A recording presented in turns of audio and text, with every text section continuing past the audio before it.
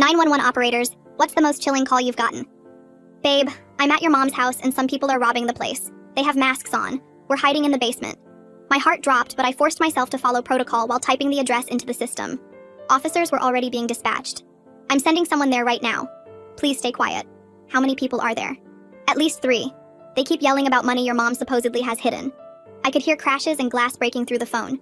My mother's voice came through weakly in the background, crying and asking Andy what was happening. The sound made my chest tight with fear, but I had to stay focused. Andy, listen carefully. My dad kept a gun in the basement. It's in a locked box behind the water heater. The combination is Mom's birthday. There's only 1 bullet left. Are you serious? Marissa, I've never shot a gun before. I know, baby. Just get it in case you need it. Keep Mom quiet and hidden. Andy whispered that he'd try while I typed frantically to update the officers. My supervisor, Linda, was already coordinating units when I signaled I needed to leave. She nodded immediately, understanding this wasn't just any call. Andy, I'm switching to my cell. Turn your ringer off but stay on the line. I grabbed my phone and ran through the dispatch center while transferring the call. Officer Melton was already in his cruiser knowing the address was my mother's house. I jumped in and we tore out of the parking lot with lights blazing. Marissa, I found it. The gun. My hands won't stop shaking. That's okay. Just hold on to it. Where are you now? Behind the old couch in the corner. Your mom. She's having trouble breathing. I think she's having a panic attack. I could hear my mother wheezing and Andy trying to calm her. Melton wove through traffic while I coached them both through breathing exercises. The speedometer hit 90 on the straightaway. Tell me what you hear upstairs. They're in her bedroom now. I can hear them throwing things. One of them keeps saying she's lying about not having a safe. Marissa, what if they come down here? How far away are we? I asked Melton. 7 minutes. 7 minutes felt like 7 hours.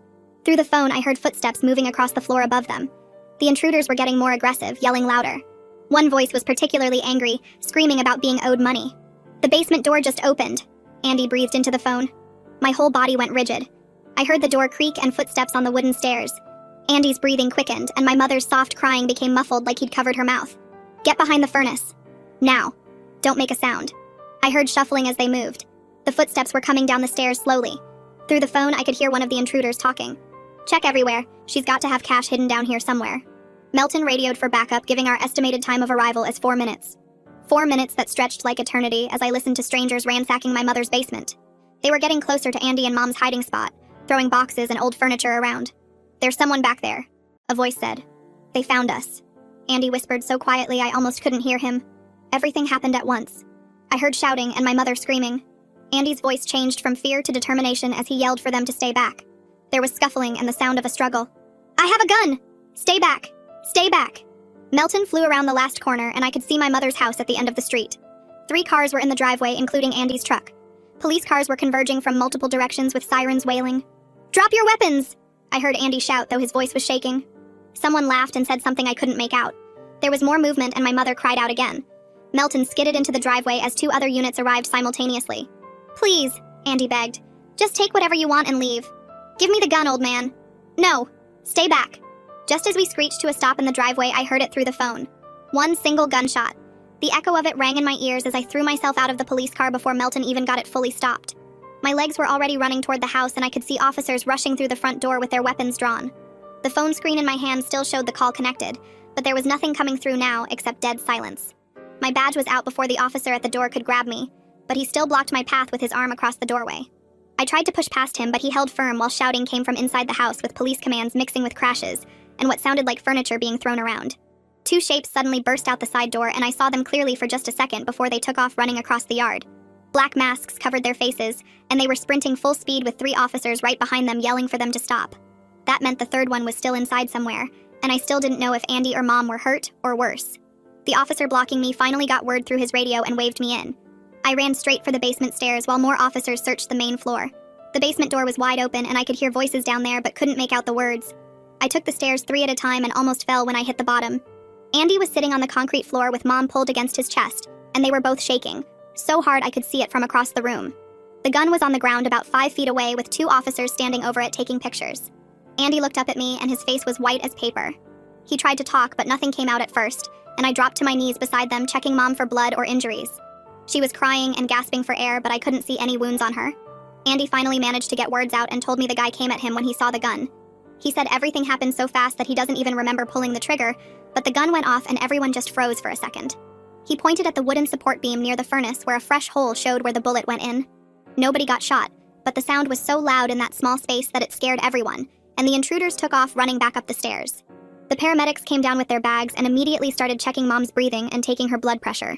Her face had a bad gray color and she was wheezing with each breath. Andy kept saying sorry over and over while they worked on her. He was apologizing to me and to Mom and to the officers and anyone who would listen about how he almost shot someone.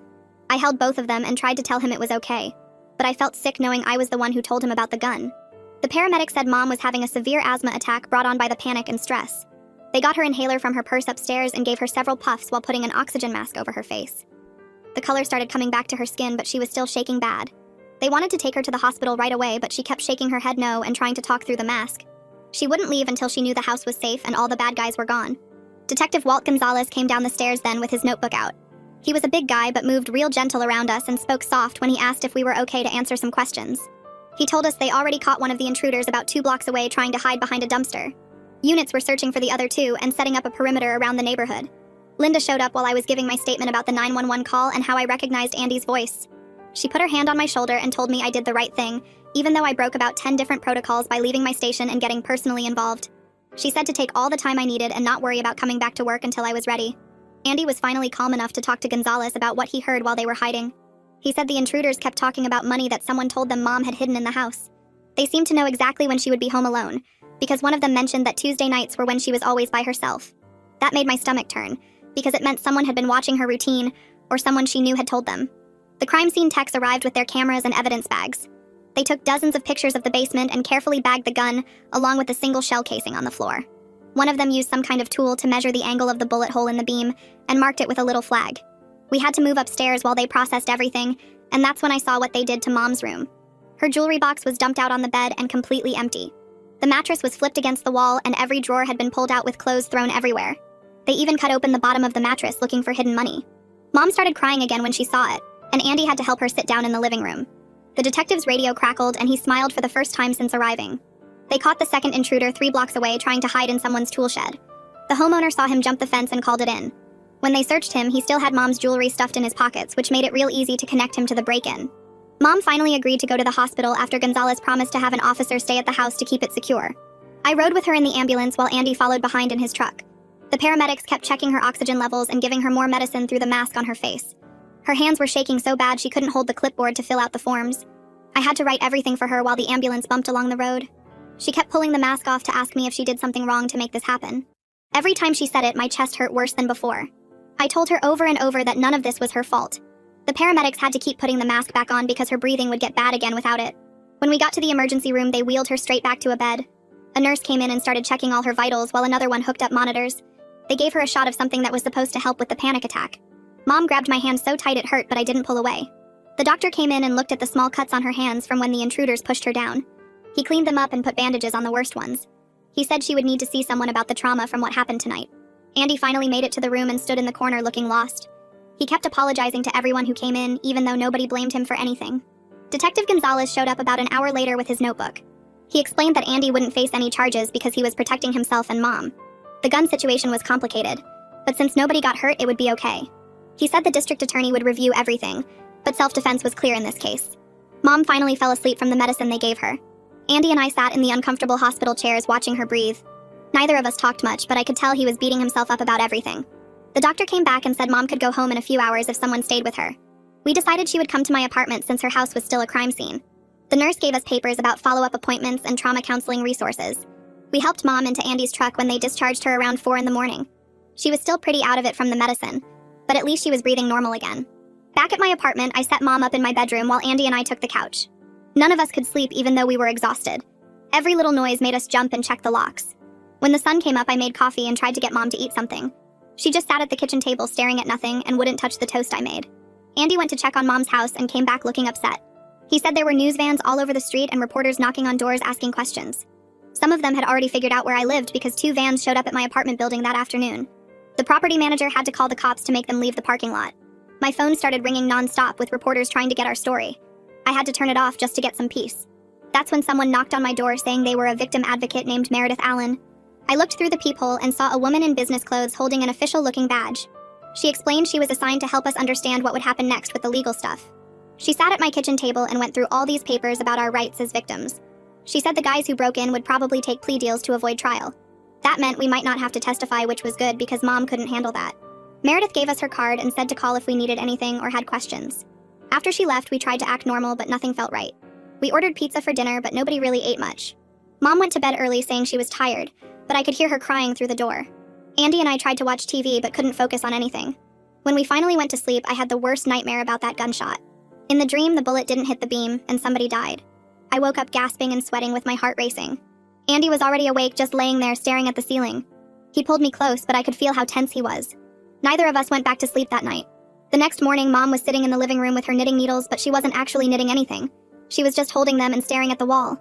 When my phone rang, she jumped so hard she dropped the needles. Her whole body started shaking again, and it took 20 minutes to calm her down. I realized then that this wasn't going to be over anytime soon. The guys who broke in might go to jail, but we were all broken in different ways now. Mom couldn't be alone and jumped at every sound. Andy blamed himself for everything, even though he saved them both. And I kept hearing that gunshot over and over in my head. Detective Gonzalez called later to give us an update on the case. He said they were building a strong case against all three guys. The evidence was solid and they would probably get serious time. But that didn't make any of us feel better about what happened. The next morning, Detective Gonzalez called back with more news about the case. He said they found fingerprints all over Mom's house that matched a guy with a long record. They had warrants out and were searching everywhere for him. I wrote down everything he told me while Mom sat at the kitchen table just staring at her coffee. Andy paced around the living room, checking the locks on my apartment door every few minutes. 3 days passed before I tried going back to work at the dispatch center. Linda had cleared me to return and said everyone understood what I'd been through. I sat down at my station and put on my headset, trying to feel normal again. The first call came in about a car accident and I opened my mouth to answer, but nothing came out. My hands started shaking and I couldn't type the address into the system. Linda noticed right away and came over to take the headset from me. She told me to go home and not worry about coming back until I saw someone professional about this. She scheduled me for counseling sessions that the department would pay for before I could return to duty. That night, Andy finally lost it completely while we were getting ready for bed. He sat on the edge of my bed with his head in his hands and started crying. He told me he really thought they were going to die in that basement. He'd never been so scared in his whole life, but knew he had to protect Mom somehow. Now he felt guilty because maybe pulling the gun made things worse instead of better. I held him while he shook and tried to tell him he saved both their lives. The detective sent over the official crime scene report a few days later. It showed clear pry marks on Mom's back door where they forced their way in. There were boot prints all over the kitchen floor that matched a specific brand of work boots. The report said whoever did this knew exactly where to look for valuables and cash. This wasn't random criminals hitting houses, but someone who knew the layout already. Our neighbor Doug McLean knocked on Mom's door while Andy and I were there cleaning up. He had his laptop with him and said he wanted to show us something important. His doorbell camera had caught 3 guys in masks walking up to Mom's house that night. One of them was limping pretty bad, and you could see part of their car at the edge of the frame. Doug burned the footage onto a disc for us to give to the detective right away. Detective Gonzalez worked with their tech people to enhance the doorbell footage Doug gave us. They managed to get a partial license plate number from the car in the video. The plate matched a rental car from a company at the airport 20 miles away. The rental agreement had a fake ID, but the credit card used was real and could be traced. The detective said this was a huge break in tracking down the third guy still on the run. Mom was sitting with us one afternoon when she suddenly sat up straight and gasped. She remembered that her cousin had borrowed $5,000 from her 6 months ago. He'd been bragging about it at my aunt's birthday party last month. Several people at the party heard him saying Mom must have lots of money hidden if she could loan him that much. She started crying again, realizing family might have set her up to be robbed. A week later, we met with Assistant DA Daniela Schaffer at the courthouse downtown. She had thick folders full of evidence and police reports spread across the conference table. She explained the charges would be home invasion, armed robbery, and assault on an elderly person. Each charge carried serious time, and together they were looking at 10 to 15 years in prison. She wanted to make sure we understood the legal process and what would happen next. The detective called 2 days later with great news about catching the last guy.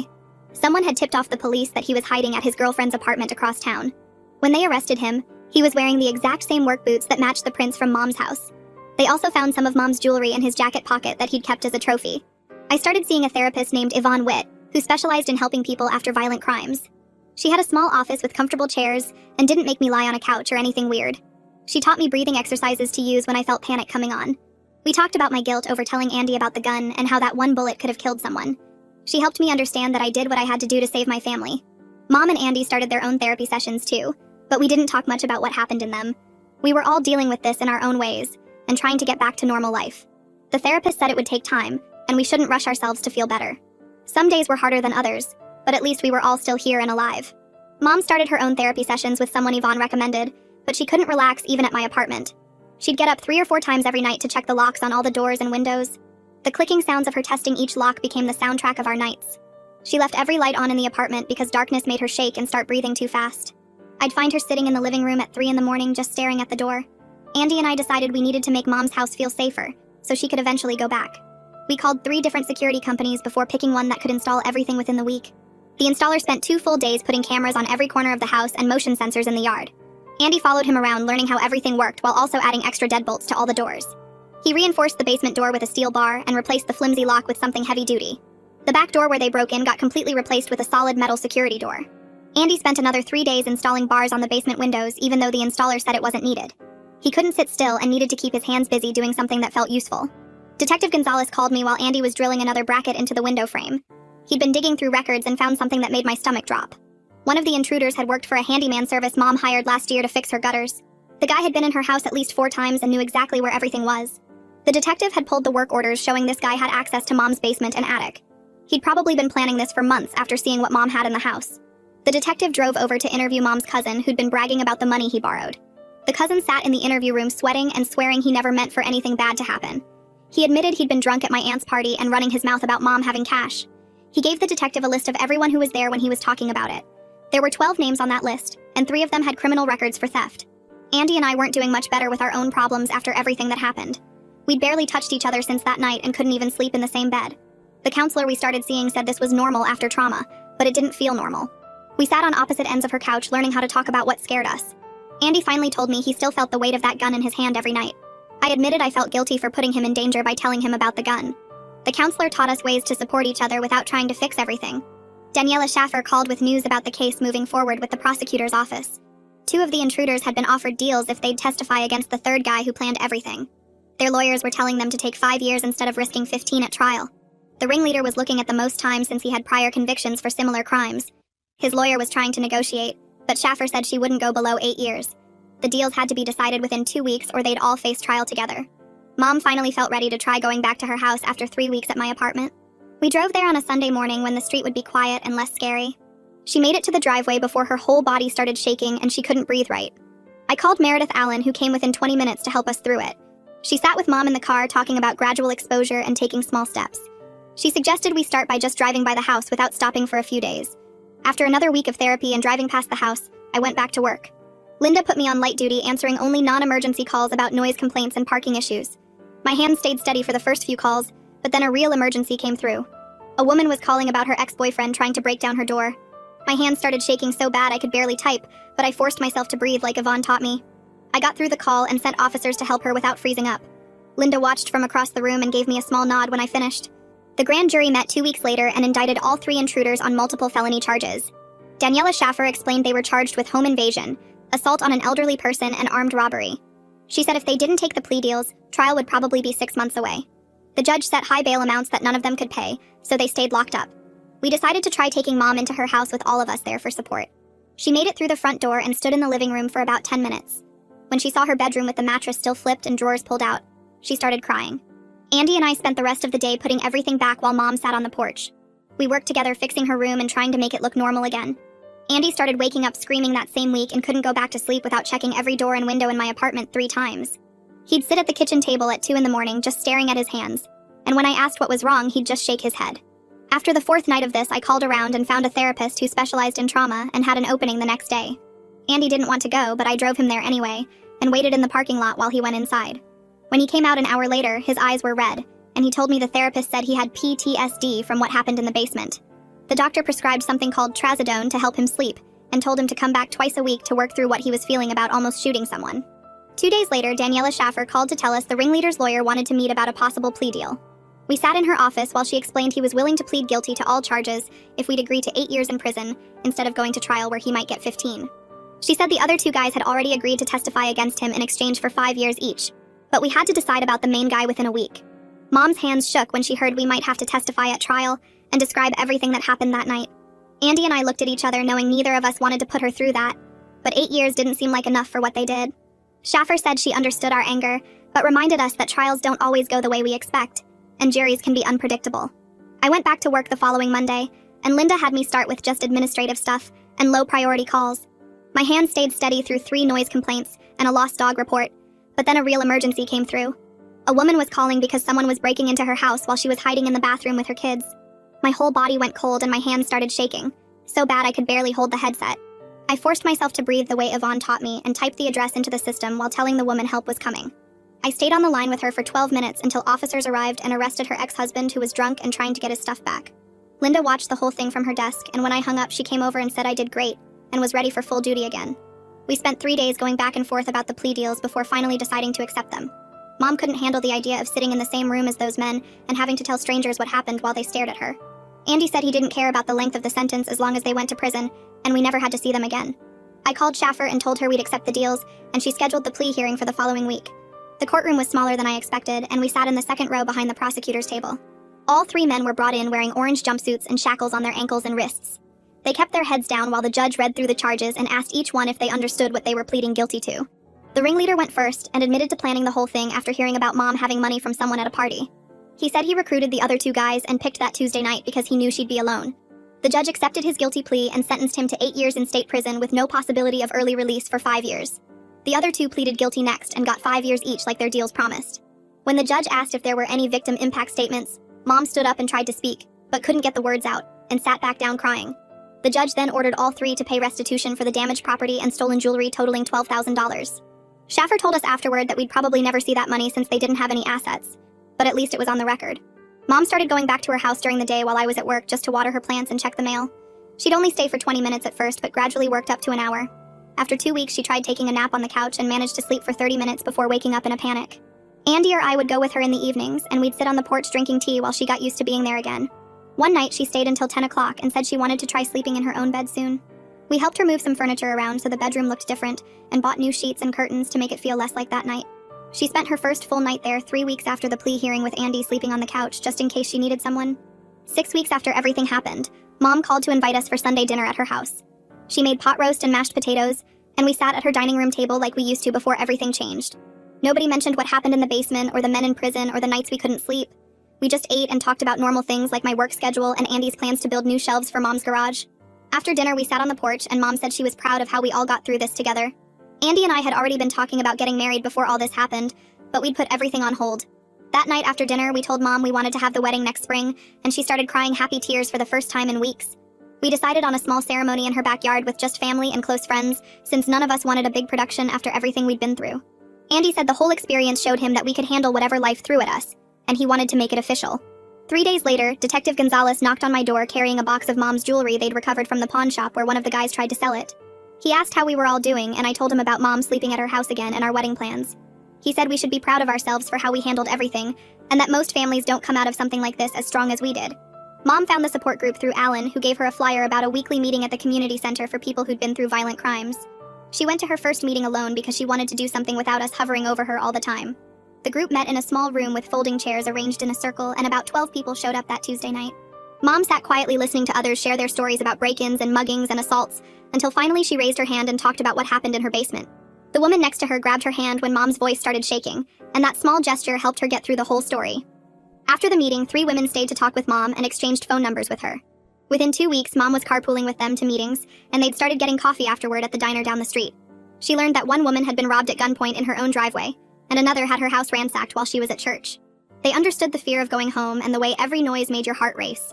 Mom started volunteering with the group to help new members fill out victim compensation forms and navigate the court system since she'd just been through it all herself.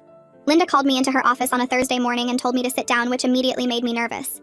She pulled out an official-looking certificate from the city and read the commendation out loud about my exceptional performance during a personal crisis and maintaining professional standards while helping family members in danger. The whole dispatch center had signed a card congratulating me, and Linda said she'd never seen someone handle such a difficult situation with that much composure. She told me I'd become an even better dispatcher since returning to work, because I understood what callers were going through on a deeper level now. The commendation would go in my personnel file and counted toward my next performance review. Andy signed up for a self-defense class at the gym near our apartment and went every Saturday morning for 6 weeks. He learned basic moves for getting out of holds and how to use someone's weight against them. The instructor was a former cop who understood why Andy needed to feel more prepared after what happened. Andy also enrolled in a gun safety course even though he never wanted to touch a gun again. He said he needed to understand what he'd held that night and learn the right way to handle firearms if he ever faced that situation again. The course included range time, where Andy fired different weapons under supervision and learned proper stance and breathing techniques. He came home from the first session shaking, but determined to finish all 8 classes. Mom's cousin showed up at her house on a Sunday afternoon looking uncomfortable and asking if they could talk. He apologized for bragging about the money she'd loaned him and said he never imagined it would make her a target for something so terrible. Mom listened to his apology and told him she forgave him, but things needed to change going forward. She set clear rules about never discussing money or finances at family gatherings, and asked him not to share details about her life with people she didn't know. He agreed to everything, and promised to be more careful with information. They hugged before he left, but Mom told me later she'd never fully trust him the same way again. 8 weeks after the invasion, we realized we'd gone 3 whole days without anyone mentioning what happened or checking locks multiple times or jumping at sudden noises. Life had developed a new rhythm that felt almost normal, even though we all carried the experience with us. Mom was sleeping through most nights without nightmares and only occasionally needed her anxiety medication. Andy and I had stopped doing our nightly perimeter checks of the apartment and could watch crime shows again without getting triggered. We still had rough moments like when a door slammed too hard or someone knocked unexpectedly, but we knew how to breathe through the panic now. Mom decided she wanted to plant a garden in her backyard and specifically chose the spot right outside the basement windows. She said she wanted to create something beautiful in the place where fear had lived for so long. Andy and I spent a whole Saturday helping her prepare the soil and build raised beds from lumber we bought at the hardware store. We planted roses along the basement windows, and Mom chose bright yellow ones because they made her happy to look at. She also planted tomatoes and peppers and herbs that she could use for cooking. Every morning she'd go outside to water everything and check for new growth. She started taking pictures of the garden's progress and sending them to us. I picked up a night shift 2 months after returning to full duty and handled 17 calls, including 2 domestic disputes and a robbery in progress. My hands stayed steady the whole shift, and I didn't feel the familiar tightness in my chest when the robbery call came in. I talked the caller through hiding safely while units responded and felt completely in control of the situation. When my shift ended at 7 in the morning, I sat in my car for a minute and realized I was actually stronger now than before everything happened. The trauma had become part of me, but it didn't control me anymore. That evening, Andy and I went to Mom's house for dinner, and afterward we all sat on her porch with cups of tea watching the sunset behind the trees. Mom talked about her garden plans for next season, and Andy mentioned wanting to build her a greenhouse. We were all different now, but we were okay, and we were together, and that was enough. And that's today's lesson wrapped up. It's always about giving you something practical to carry with you. Subscribe so you don't miss the next tip.